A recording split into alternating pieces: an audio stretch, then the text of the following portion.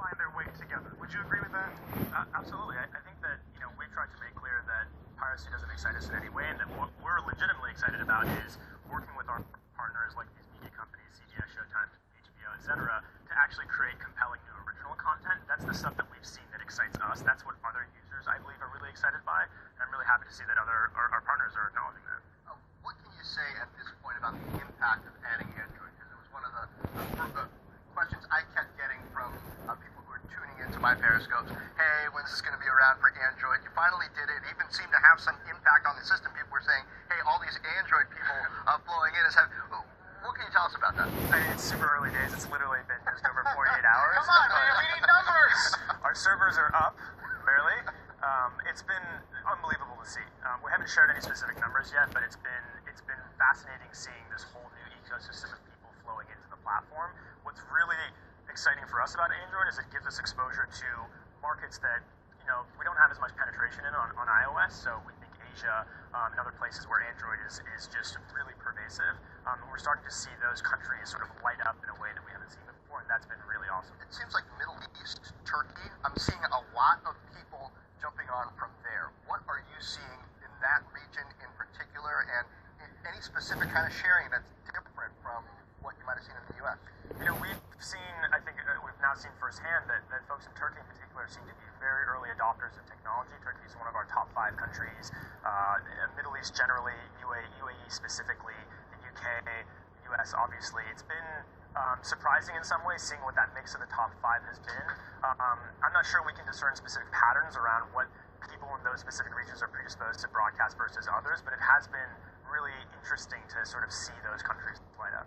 What would you say to a viewer who could argue Periscope feeds a lot of preconceived notions about Twitter, in that it's a great product, it's fascinating to use, my friends use it, I've never paid them a dime, nor have I seen much ad load on it. When does the money come? Is it a play thing for them? What do you think about that? I mean, for Twitter, yeah. I think Twitter, of all people, knows well that the first order problem is building a compelling product and platform that people want to use and love to use. I mean, just look at how long it took Twitter to deliberately start monetizing themselves. They acquired Vine, 3 years ago now. They haven't begun monetizing. So I don't think Twitter, of all people, is prone to prematurely monetizing, and I think that sort of begets an understanding of how to build compelling products. So that's exactly why we're not rushed to monetize anytime soon. We're still trying to build a great product. Can you imagine going 7 years without getting to that point?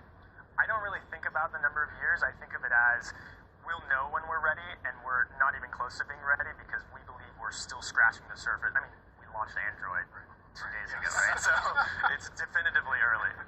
Talk engagement. I mean, Mary Meeker was talking about that yesterday and how so much more focused go to engagement because just top-line growth isn't the entire story clearly anymore. In terms of the number of times people are opening up Periscope on their phones in a given day or week, the amount of minutes that they're spending on it, what can you tell me about roughly how much that is and how much it's growing? Well, what I can say is, we've thought a lot about what the important metric is to us.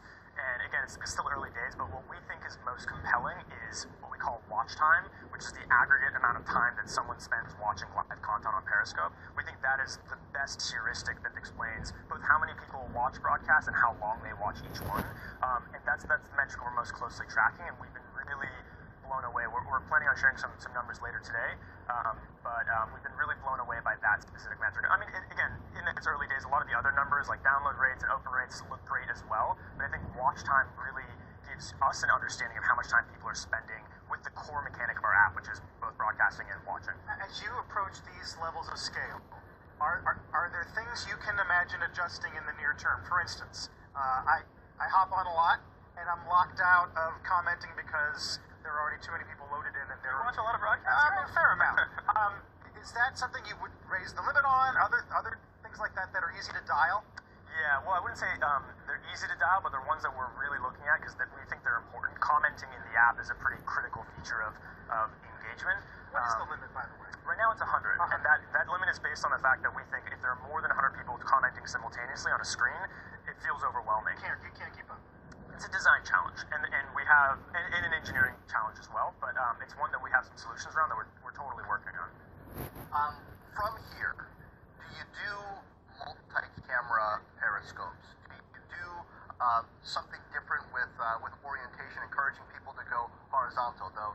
Evan Spiegel says it's all about vertical from here on out. I guess on mobile. Hey, how about Oculus, right? I mean, start working on Carl's that. thinking big of it. Yeah, hey. I think that what I would say is we are trying to think big, definitely, and other platforms may be a part of that. Other input devices may be a part of that strategy. But what we're really interested in is, we have a tremendous amount of usage right now in a very early period of time, and we think about themes like discovery. There's all this amazing content happening around the world right now on Periscope, and we have limited ways to discover that content. If Carl starts a broadcast, I get a push notification. I can go find someone on the global list in Turkey or somewhere else. But we have some compelling ideas, I think, around how people can tune into what's happening around the world right now. I think that's one theme that we'll be focusing on moving forward. Yes, 70% of the stuff in that discovery list on Periscope is in a language I can't read. So I don't know if I want to tune into that or not. I have no idea. If I do, I probably won't be able to understand what you're saying. Exactly. So, yes. We look forward to hearing your comments and breaking some news at the conference here. Great to see you as always. Likewise. Thanks for having me, guys.